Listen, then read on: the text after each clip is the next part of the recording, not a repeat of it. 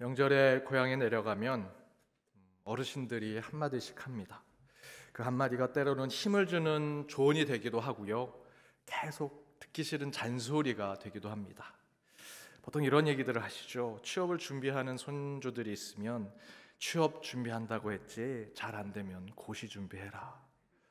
요즘 고시가 더 어렵습니다. 수능 재수하는 자녀가 있으면 자기 자녀에게 또는 손주들에게 이렇게 얘기해요. 지금 몇 수째냐? 국영수 중심으로 해. 여러분, 수능 국영수 말고 다른 것도 이젠 잘해야 됩니다. 노총각 노처녀가 있으면 여자친구 있지? 남자친구 있지? 내년엔 결혼해라. 그럼 벌써 결혼했죠. 이게 힘을 주는 조언이 아니라 때로는 이게 잔소리처럼 들릴 때가 있습니다. 그런데 이 말을 이렇게 바꾸면 힘이 된다고 합니다. 100만 원 주면서 하는 거죠.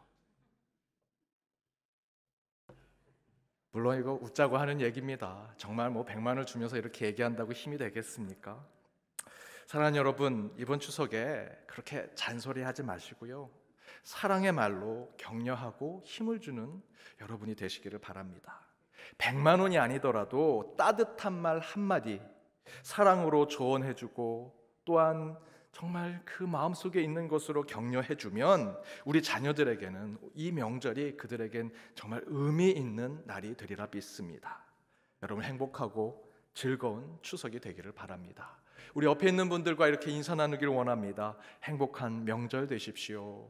행복한 명절 되십시오. 주님이 물으신다 세 번째, 나는 예배자인가? 라고 하는 물음에 함께 말씀을 나눠보고자 합니다.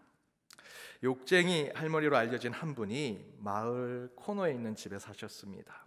나이가 들어 병이 들었습니다. 그분이 다리가 불편해서 어디 갈 수도 없고 항상 아침을 잡수시면 집 앞에 나와서 거기에다 의자 하나 두고 그저 그곳에 앉아서 하루 종일 지나가는 사람들만 지켜보는 일만 합니다. 그리고 날이 다 지면 다시 집에 들어오는, 그렇게 하루 종일 그런 일만 반복하시는 분입니다. 그런데 그런 욕쟁이 할머니니 그곳을 지나가는 사람들이 항상 불편해합니다. 그래서 아무도 이 할머니에게 말을 걸거나 인사를 하지 않습니다.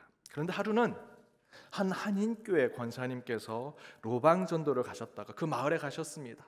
그리고 소문을 들으셨죠. 거기에 욕쟁이 할머니가 앉아 있을 거라고, 인사도 하지 말고 말도 걸지 말라고. 그 얘기를 듣고 이제 그곳을 지나가려고 하는데, 아유 괜히 말 걸었다, 욕 들으면 안 되지 하고 가려고 하는데 성령님께서 감동을 주십니다. 그래서 그 할머니에게 복음을 전하게 되었습니다. 담대한 마음으로 예수에 대한 얘기하고 교회에 대한 얘기를 했습니다. 그랬더니 욕쟁이 할머니가 이놈의 예수쟁이 어디 한번 혼나봐라, 잘 걸렸다 하고 그렇게 말씀하시는 것이 아니라 오히려 반대로 이 욕쟁이 할머니는 복음을 전하는 그 권사님께 밝은 웃음을 보여주면서 친절하게 대해주더랍니다. 그래서 권사님이 솔직하게 얘기했습니다. 마을 사람들이 할머니 보고 욕쟁이 할머니래요. 그래서 말도 걸지 말고 인사도 하지 말래요. 그런데 저는 용기를 내서 하나님 말씀을 전했습니다 라고 했더니 그 할머니가 이런 얘기를 해주십니다.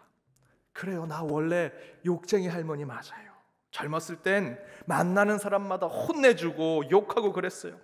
그랬더니 어느 날부터 사람들이 저를 찾지 않습니다. 저를 찾아오지 않습니다. 말도 걸지 않습니다. 그래서 어느 날 제가 병이 들고 나이가 들어서 아무도 만나지 못해서 제가 일부러 의자를 가지고 문 앞에 와서 지나가는 사람들을 봅니다. 그러면서 덧붙여서 이렇게 얘기합니다. 그런데 제가 그렇게 일주일 내내 지나가는 사람들을 지켜보면 금요일부터 일요일, 저희로 얘기하면 주일, 그 사이에 종교를 가진 사람들이 성전에 갑니다. 그런데 이슬람 사람들은 성전에 갈 때 늘 싸우는 사람처럼, 전쟁을 치러 가는 사람처럼 그렇게 진지한 표정으로 성전에 갑니다. 유대인들은 허리를 꼿꼿이 펴고 당당하게 성전에 갑니다. 마치 교만한 사람처럼, 하나님처럼. 어느 때 제가 그 의자에서 넘어서서 고통 가운데 신음소리를 내는데도 유대인들은 저를 보지도 않고 그냥 지나간 적도 있습니다. 종교가 없는 사람들은 우리 집 앞을 왔다 갔다 합니다. 눈빛이 어디로 고정돼야 될지 모르고 그저 방황하는 눈빛으로, 방황하는 발걸음으로 오고 가는 사람들을 볼 때가 있습니다. 그런데 당신과 같은 예수를 믿는 사람들은 그 썬데이에 성전을 갈 때면 늘 웃고 갑니다. 기쁨이 차고 넘칩니다. 노래를 부르면서 성전을 향해 가는 것을 자주 봅니다. 그리고 성전에서 예배가 끝나고 돌아올 때를 보면 그 기쁜 표정은 더 밝아지고 더 환해 있습니다. 그래서 저는 도대체 예수가 누군가 궁금했습니다. 그런데 10년 동안 아무도 말을 걸지 않았는데 당신이 제게 말을 걸고 그 예수에 대해서 이야기하니 제가 이 기쁘고 행복한 표정을 감출 수가 없습니다. 이 얘기를 하십니다. 제가 미국 이민교회에서 들었던 간증이었습니다. 들을 때도 감동이었지만 다시 여러분께 제가 이 간증을 이야기하니 제게도 다시 감동이 됩니다. 특별히 그 할머니가 예수를 믿는 사람들이 주일날 교회 갈 때나 교회 끝나고 돌아갈 때 모두 기쁘고 행복해하는 모습이 도대체 일요일날 성전에서 무엇을 하길래 이렇게 기뻐하고 웃음이 차고 넘칠까라고 하는 그 얘기를 간증으로 들었을 때 그때 우리 믿는 자들에게 도대체 예배가 얼마나 중요한지를 다시 한번 생각하게 되었고요. 진정한 예배가 무엇인지를 더 깊이 생각하게 되었습니다. 예배자는요, 성전을 향해 가는 저와 여러분과 같은 예배자들은 예배자로 끝나는 것이 아닙니다. 주일 성수 나 했어 라는 것으로 도장 찍는 것으로 끝나는 것이 아니라 예배드리는 저와 여러분 예배자 한 사람 한 사람을 통해 세상 사람들은 하나님을 보더라는 거죠. 다윗은 그것을 시편 오늘 본문에 이렇게 표현하고 있습니다. 시편 122편 1절에 이렇게 얘기합니다. 함께 읽어보겠습니다. 사람이 내게 말하기를 여호와의 집에 올라가자 할 때에 내가 기뻐하였도다. 사람들이 다윗에게 우리 교회 가자, 우리 성전에 가자 라고 했더니 다윗이 뭐라고 표현하고 있습니다. 내가 뛸 듯이 기뻤다. 성전을 향해 가는 것이, 예배를 드리러 가는 것이 그렇게 기뻤다라고 다윗은 1절에서 고백하죠. 여러분은 어떠십니까? 예배를 드리기 위해 성전을 오실 때 다윗처럼 이미 그 자체로 기쁘고 행복하며 내 영혼이 신이 나서 절로 노래를 부르면서 이곳에 오셨습니까? 아멘이 없으시군요. 그런 마음으로 오셨죠. 특별히 이번 코로나가 우리가 예배에 대한 간절함, 절실함에 대해서 더 깊이 생각하게 하고 또 다른 영적인 인식을 갖게 했습니다. 이 예배가 정말 우리에게 간절한 거구나, 절실한 거구나. 예배 자체를 생각하는 것만으로도 기쁘고 행복한 거구나. 실제로 우리 교회는 코로나가 조금 풀려서 예배를 드리기 시작하면 비대면으로 예배를 드리다가 적은 숫자지만 우리 성도님들이 함께 예배를 드리면 첫 번째 주, 두 번째 주에는 서로 눈치를 보시고 또 우리 성도님들이 마음이 너무 착하십니다. 우리 다른 어르신들 예배 드릴 수 있도록 신청을 안 하십니다. 그런데 둘째 주, 셋째 주 계속 시간이 가면 너도 나도 그 간절함 가운데 예배를 드리겠다고 신청하십니다. 그래서 월요일, 화요일이면 신청이 다 마감됩니다. 그렇게 힘들게 신청해서 오신 성도님들 보면 표정이 밝으십니다. 내가 한 주 내내 이 예배만 기다렸습니다. 오늘만 바라보고 왔습니다. 오늘 성전에 오니, 교회 오니 너무나 기쁘고 행복합니다. 여러분 옆에 계신 성도님들 얼굴 한번 보십시오. 일부러 인상 쓰지 마시고요. 다 기쁜 표정 한번 인사해 보겠습니다. 잘 오셨습니다. 잘 오셨습니다.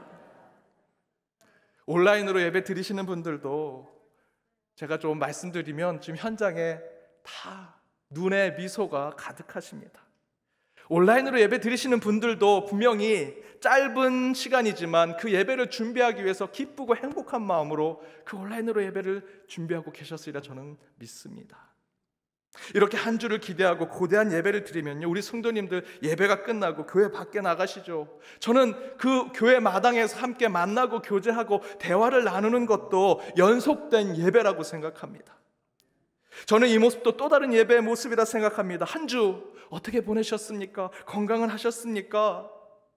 지난번에 어떤 일이 있었는데 잘 처리가 됐습니까? 등등을 서로의 삶을 나누고 서로 안부를 묻는 것, 방금 전에 말씀으로 은혜를 받고 찬양 가운데 감동을 받았던 거 함께 나누고 그 대화 가운데 풍성해지는 것 또한 예배라는 것이죠. 굳이 오늘 본문의 시편에 있는 말씀에 주석서나 해설서가 필요가 없습니다. 여러분의 표정이 오늘 시편의 주석이고요, 여러분이 예배를 끝나고 나가시는 그 뒷모습, 그 가벼운 발걸음으로 기쁨과 행복을 표현하는 여러분의 그 뒷모습이 오늘 본문의 해설서나 마찬가지입니다. 앞에서 말씀드린 그 욕쟁이 할머니도 10년 동안 얼마나 교회 다니는 분들에게 물어보고 싶었을까. 다른 종교인들은 싸우듯 전쟁하듯 교만하게 자신이 하나님인 것처럼 성전에 갈 때, 특별히 예수를 믿고 교회 나가는 사람들은 꾸밈없는 웃음과 행복으로 교회를 향하는 그 발걸음을 보면서 야, 뭐가 그리 행복할까. 그 욕쟁이 할머니가 얼마나 묻고 싶었을까 이해가 됩니다. 그 모습을 저와 여러분이 보여줘야 한다는 것입니다. 우리 예배자가 그 모습을 보여줘야 한다. 사랑하는 여러분, 저와 여러분 그리고 연동에 속한 모든 예배자들이 주일날 성전에 오는 그 발걸음 가운데 다윗처럼 기쁨과 행복이 차고 넘치시기를 주님의 이름으로 축복합니다. 코로나 상황 속에서 또다시 예배에 대한 주제로 설교를 해야 한다라고 생각하니, 이전에 이 코로나 때 무슨 얘기를 많이 했습니까?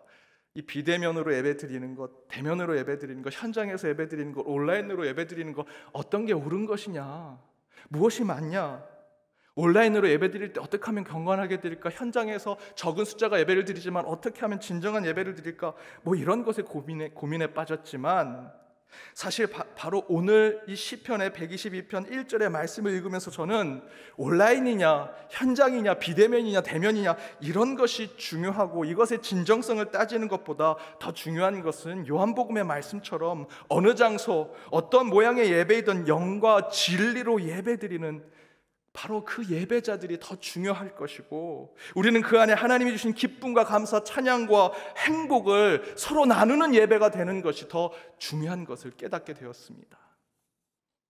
그렇다면 하나님이 찾으시는 기쁨과 감사, 찬양과 은혜로 채워진 예배를 드리는 참된 예배자에게 진정한 예배가 무엇일까? 쉽게 말씀드리면 저와 여러분과 같은 예배자들에게 진정한 예배는 무엇일까? 그 첫 번째는 예배는 우리 인생의 틀이 되어야 한다는 것입니다. 예배는 저와 여러분의 인생의 틀이 되어야 한다. 우리 교회가 이전에 새가족실 또 영화부실로 쓰던 곳을 이젠 확장해서 새로운 친구 공간을 만들려고 합니다. 이제 코로나가 많이 완화가 되면 많은 분들이 지금 좁은 마당에서 서로 얘기 나누고 아이고 잘 지냈느냐 안부를 묻는 그 연속된 예배 그 삶을 이제 그 친교 공간에서 좀 더 여러분에게 좋은 공간을 제공하고자 합니다. 많이 기도해 주시고 더 관심 가져주시고 또한 기대해 주시기 바랍니다. 그런데 저는 그곳에 항상 가면서 지금 공사 중인데요, 그곳을 지날 때마다 항상 손을 펴고 기도합니다. 순적하게 진행되게 해주시고 잘 마무리될 수 있게 해달라고, 이게 완성이 되면 우리 성도님들이 이곳에서 또 다른 예배를 드릴 수 있게 만들어 달라고 기도하죠. 그런데 그곳에 지금 이 마당 쪽으로 조금 나온 데크 작업을 하고 있습니다. 그런데 그 나무 데크가 위에 이제 세워질 텐데, 그 안에 실제로 나무가 있는 것, 그 안에 무엇이 있냐면 지난주에 공사된 것, 지금 사진에 보시는 대로 저렇게 철제 빔을 곳곳에 세워놨습니다. 철제 빔을 촘촘하게 틀로 만들어 놓은 것이죠. 긴 철제들을 서로 용접하고 이어붙이고 연결하면서 큰 틀을 만드니, 그리고 나서 그 위에 나무의 판자들을 하나씩 하나씩 단으로 만드니 멋진 데크가 만들어지는 것을 보게 되었습니다. 바로 이것처럼 우리 그리스도인에게 예배는요, 인생의 틀이요, 우리 삶의 프레임이고 골격과 같은 것입니다. 오늘 시편 본문 3절에 보면 이렇게 기록되어 있습니다. 3절 말씀 함께 읽어보겠습니다. 예루살렘아 너는 잘 짜여진 성읍과 같이 건설되었도다. 예루살렘은 단순히 저와 여러분이 사는 서울, 춘천, 인천, 대전, 부산, 광주 이런 곳을 이야기하는 것이 아닙니다. 예루살렘아라고 부르는 것은 경건한 장소, 거룩한 부르심이 있는 곳에 대한 예배에 대한 이야기입니다. 예루살렘아, 시온의 땅아, 거룩한 땅아, 거룩한 성아라고 부르는 것은 곧 예배의 부름이라는 것이죠. 그런데 바로 그 신성한 예배의 장소인 예루살렘에 대해서 다윗이 뭐라고 얘기합니까? 너는 잘 짜여진 성과 같이 건설되었다. 저는 이 표현이 예배가 바로 그러한 영적인 틀, 우리 삶의 프레임, 우리의 골격, 기초 공사가 되는 것을 설명하는 말씀이라 생각합니다. 따라서 예배는 한 주를 살아가는 한 주의 삶에 영적인 뼈대와 골격을 세우는 것입니다. 적어도 우리 그리스도인들에게 있어 주일 예배는 한 주를 살아가는 첫 단추를 끼는 것이죠. 한 주 인생에 여러분이 캠퍼스에 백제와 같은 캠퍼스가 한 주 인생에 여러분에게 주어졌다면 바로 지금 여러분이 드리는, 저와 여러분이 드리는 이 예배는요, 그 하얀 캠퍼스에 스케치를 하는 것이 바로 이 예배입니다. 그리고 나서 우리는 한 주간 주일 예배 때 만들어 놓은 영적 프레임, 영적 틀, 그 기초 공사에 이제 공간을 메우는 것입니다. 그리고 어느 날은 살을 붙이고 어느 날은 그곳에 이제 색을 입히는 것, 그것이 한 주의 삶이 되는 것이죠. 앞에서 말씀드렸던 지금 그 데크, 친교실 공사의 데크에 그곳에 가까스의 철제 빔으로 그 틀을 만들고 프레임을 만들고 기초 공사를 해놓은 곳에 이제 주중에 우리의 삶은 그 위에 이제 나무를 대는 것, 그것이 바로 저와 여러분 예배자들의 삶이라는 것입니다. 오늘 이 예배는 한 주를 살아갈 기초 공사와 같다. 그런데 목사님, 뭐 1시간 드리는 이 예배가 한 주를 살아가는데 골격과 기초 공사가 되겠습니까? 하실지는 모르겠습니다. 하지만 여러분 잘 생각해 보십시오. 많은 성도님들이 말씀하십니다. 1시간밖에 되지 않는 이 예배지만 목사님, 그 1시간밖에 되지 않는 예배 가운데 저는 한 주를 살아갈 힘을 얻었습니다 라고 말씀하십니다. 짧은 예배이지만 이 예배가 세상을 사는 우리의 삶의 기초가 되고 틀이 된다는 것입니다. 기초 공사가 된다는 것이지요. 기초 공사가 잘 된 건물은요, 오늘 시편의 표현대로 잘 짜여진 성읍처럼 건설이 될 것이고, 그렇게 세워진 그 건물은 견고한 성이 될 것입니다. 이처럼 우리 그리스도인들은 반드시 주일에 우리를 창조하신 하나님께 예배를 드리고 경배함으로써 한 주의 삶의 틀, 한 주의 삶의 기초를 쌓고 튼튼한 한 주의 삶을 준비하는 자들이 되어야 합니다. 제가 가끔 이제 새벽 예배 조금 늦으면 서둘러 옷을 입게 되는데, 저희 이 목회자들 와이셔츠는 단추가 많습니다. 이게 얼마나 불편한지 모릅니다. 새벽에는 빨리 교회에 가야 되기 때문에 분초 단위로 저는 나눠서 준비합니다. 양치는 3분, 세수는 1분, 바지 입는데 30초, 엘리베이터가 올라오는데 1층에서 제가 사는 데까지 30초에 안에 올라와야 되는데 자꾸 늦으면 막 마음이 급합니다. 그런데 이 와이셔츠의 단추를 깨는 게 1분 정도 걸립니다. 한 30초 이상. 그런데 한번 첫 단추를 잘못 끼면 이게 잘못되겠죠. 그럼 다시 풀르고 다시 하는데 2, 3분이 걸립니다. 단추 하나 깨는데 뭐 이렇게 시간이 걸려. 근데 그 가운데 저는 깨달음을 얻었습니다. 급할수록 돌아가라. 그리고 더 중요한 깨달음은 첫 단추를 정확하고 신중하게 해야 한다는 것을 깨달았습니다. 이것은 단추를 잘 꿰는 것에서 끝나는 것이 아니라 우리 인생에도 중요하고요, 여러분 신앙에도 중요합니다. 그 첫 단추가 바로 오늘 이 예배입니다. 사랑하는 여러분, 예배는 우리 인생의 첫 단추와 마찬가지입니다. 오늘 예배는 여러분의 한 주의 삶의 첫 단추요, 여러분이 새벽 예배를 드리신다면 그 새벽 예배는 그 하루의 첫 단추고, 우리가 늘상 예배를 드리고 이 예배 자체의 삶에 살아간다면 우리 인생의 첫 단추는 예배의 삶이라고 할 수 있습니다. 그렇게 예배가 여러분의 삶에 견고한 틀이 되고 튼튼한 기초가 되어 항상 하나님이 채워주시고 하나님께서 굳건히 세워주시는 삶을 살아가는 저와 여러분이 되기를 주님의 이름으로 축복합니다. 두 번째 예배는 하나님이 우리와 연결되어 계심을 확인하는 것이 바로 예배다. 저와 여러분이 이렇게 예배를 드리는 것은 뭐 목사님께 얼굴 도장 찍고 그저 예배 안 드리면 샤머니즘처럼 한 주가 좀 찜찜하니까 예배 드리는 것이 아니고요, 지금 이렇게 예배를 드리는 것을 통해서 하나님이 나와 함께 하시는구나 라는 것을 확인하는 시간이라는 거죠. 이번처럼 추석이나 명절, 기념일에 우리는 고향을 찾거나 가족을 만나러 가게 됩니다. 여러분 왜 가십니까? 여러분 가지고 계신 스마트폰 얼마나 좋은데요. 그 영상통화 누르면요, 부모님 다 볼 수 있습니다. 자녀들 다 볼 수 있습니다. 컴퓨터만 켜도 줌이라는 것을 통해서 가족들, 사방에 흩어있는 우리 가족들 줌만 신청하면 다 한꺼번에 얼굴 볼 수 있습니다. 그럼에도 불구하고 저희들은 함께 모이려고 하지요. 왜 명절에 자꾸 모이려고 하십니까? 그 이유는요, 그 가족들이 우리가 서로 연결된 존재다라는 것을 확인하기 위해서입니다. 우리가 피부치고 우리가 가족이라는 것을 확인하기 위해서 명절과 기념일마다 함께 모이는 것이다. 제가 대학 때 전라도 광주 출신의 친구가 있었습니다. 아주 친한 친구인데, 근데 이 친구는 말이 별로 없습니다. 늘 조용하던 친구입니다. 전라도 광주에서 태어나서 거기서 쭉 살았는데 대학 올 때까지 사투리를 전혀 안 씁니다. 제가 너는 왜 사투리를 안 쓰냐 그랬더니 본인 어머니가 서울 분이라고 얘기합니다. 아, 그래서 어머니 때문에 사투리를 안 쓰는구나, 그러려니 생각했습니다. 그런데 어느 날 음식점을 지나가는데 크게 광주 향후회라고 붙어 있습니다. 광주 출신 분들, 그 대학에 있는 모든 그 고향 광주 출신들이 다 모여서 함께 모임을 갖는 거죠.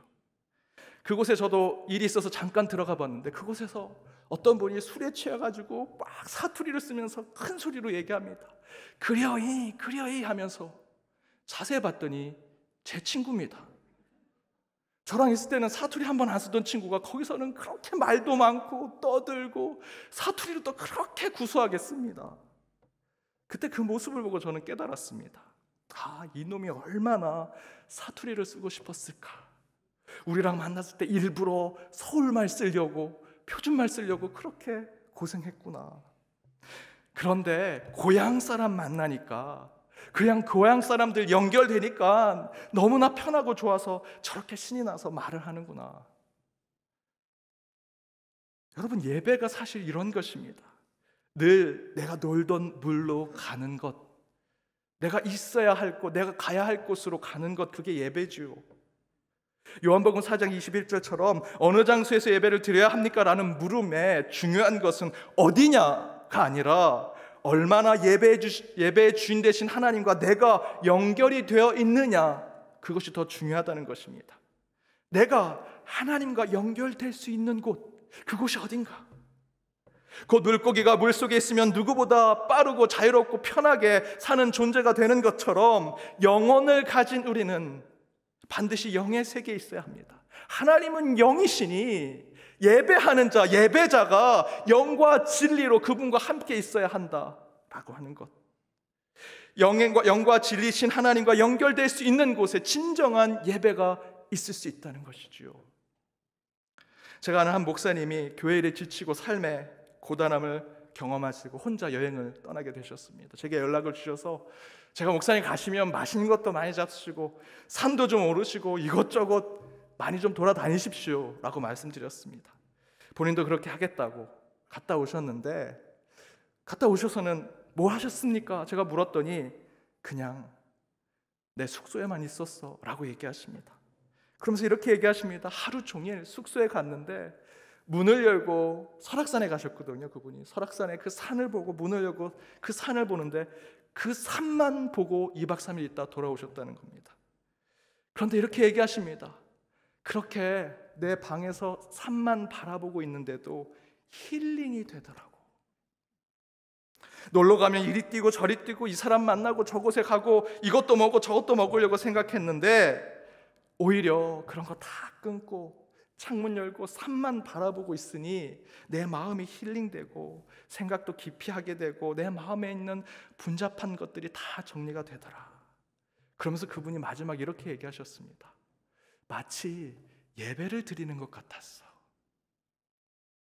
여러분, 예배에서 우리가 경험해야 하는 것은 마음 어딘가에 뭔가 찌릿찌릿하는 감동, 전기가 오르는 뭔가 자극, 붕 뜬 것 같은 마음을 느끼려고 예배를 드리는 것이 아니라 예배를 통해 하나님이 나와 함께 계시는구나, 지금 하나님이 내 마음에 계시고 나는 주님과 동행하는 삶을 살고 있다라는 것을 확인하고 점검하는 것이 바로 이 예배가 되어야 합니다. 그러니 먼 산만 바라봐도 힐링이 된다라는 것은 그 산이 내게 치유와 힐링을 주는 게 아니고요, 그 산 너머에 계신 하나님을 보게 되더라라는 것입니다. 이렇게 예배를 통해 내가 하나님과 연결되어 있구나라는 것을 깨닫게 되면 여러분, 그것이 축복이고 그것이 은혜 아니겠습니까? 예배 와서 찬양이 좋았어, 설교 때 그 예화가 나한테 딱 맞았어, 그것이 아니라 여러분이 예배 가운데 하나님이 내 중심에 계시는구나, 하나님이 나와 연결되어 계시는구나, 그것을 깨달을 때 우리는 이 예배 가운데 아멘을 외치고 은혜를 경험하는 자들이 되어야 한다는 것입니다. 공충학자 베스티어는 거미를 연구하는 자였습니다. 그런데 이 거미가 새끼 거미를 두고 먼 곳에서 거미줄을 쳐가지고 먹이를 잡습니다. 그런데 이 새끼 거미가 문제가 생기면 그곳에 있다가 불이 나게 그 새끼 거미한테 가서 그 문제를 해결해 줍니다. 도대체 어떻게 거미는 새끼 거미의 문제를 바로 알 수 있었을까? 물론 텔레파시가 있을까? 서로 특별한 게 있었을까? 그래서 연구를 하기 시작했습니다. 자세히 봤더니 어미거미가 새끼 거미를 떠날 때 눈에 보이지도 않는 작은 실이 연결되어 있더랍니다. 그 작은 실을 계속 이어붙여서 먼 곳에서 먹이를 잡기 위해서 거미줄을 치고 그곳에서 먹이를 잡다가 새끼 거미가 문제가 생기면 그 줄이 당겨질 때 바로 재빨리 새끼 거미한테 가서 그 문제를 해결해 주는 것이었습니다. 사랑하는 여러분, 저는 우리 주님도 이 어미 거미처럼 새끼 거미와 같은 우리와 하나님이 연결되어 계시리라 저는 믿습니다. 예배는요, 저희가 어디서 어떻게 얼마나 많은 사람들이 얼마나 많은 봉헌을 내면서 얼마나 큰 교회에서 드리는 것이 중요한 것이 아니라 하나님과 연결되어 있는 줄이 얼마나 튼튼한가 확인하는 것이 저와 여러분의 진정한 예배가 되어야 할 것입니다. 여러분, 하나님은 저희가 아프고 고통 가운데 있고 지금 이 예배 가운데 누구에게도 얘기하지 못하는 것을 신음소리를 내면서 기도할 때 어미 거미처럼 하나님께서 여러분 곁에 오실 것입니다. 그걸 경험하는 것이 예배라는 것이죠. 우리는 바로 그런 하나님의 사랑을 이 예배로 다시 경험하고 그것으로 더욱더 기뻐하며 하나님과 친밀한 관계를 다시 한번 고백하는 저와 여러분의 예배 삶이 되어야 할 것입니다. 예배는 하나님과의 친밀한 관계를 확인하는 것입니다. 오늘도 그 하나님과의 친밀함을 다시 한번 확인하여 한 주의 삶 가운데 주님의 도우심으로 살아가는 저와 여러분이 되기를 주님의 이름으로 축복합니다. 기도하시겠습니다. 우리의 예배를 받으시기에 합당하신 하나님, 이 시간 주님의 말씀 가운데 나아가는 모든 주의 백성들을 기억하여 주옵소서. 오늘 주신 말씀대로 나는 어떤 예배자인가를 묻게 하시고 그 가운데 내 삶에, 내 인생에, 내 영혼의 첫 단추와 같은 예배를 준비하게 하시며 그 예배를 통해 삶의 기초, 영혼의 틀을 만들게 하여 주옵소서. 또한 어미와 같은 마음으로 늘 우리를 지키시고 보호하시는 주님과 친밀히 연결되고 함께하는 자임을 깨달아 그것을 찬양하고 노래하는 예배자들의 자리를 지키는 우리 모두가 되게 하여 주옵소서. 고난과 아픔을 겪는 우리의 곁으로 언제라도 다가와 도우시고 구원하시는 주님과 긴밀한 관계를 가지고 그 가운데 그 관계를 확증하고 그 친밀함을 확인하는 이 예배로 더욱더 주님의 능력을 보는 자들 되게 하여 주옵소서. 추석 명절입니다. 우리 성도님들의 오고 가는 모든 여정 가운데 안전과 건강을 지켜 보호하여 주실 것을 믿으며 이 모든 간구 예수 그리스도 이름으로 기도드립니다. 아멘.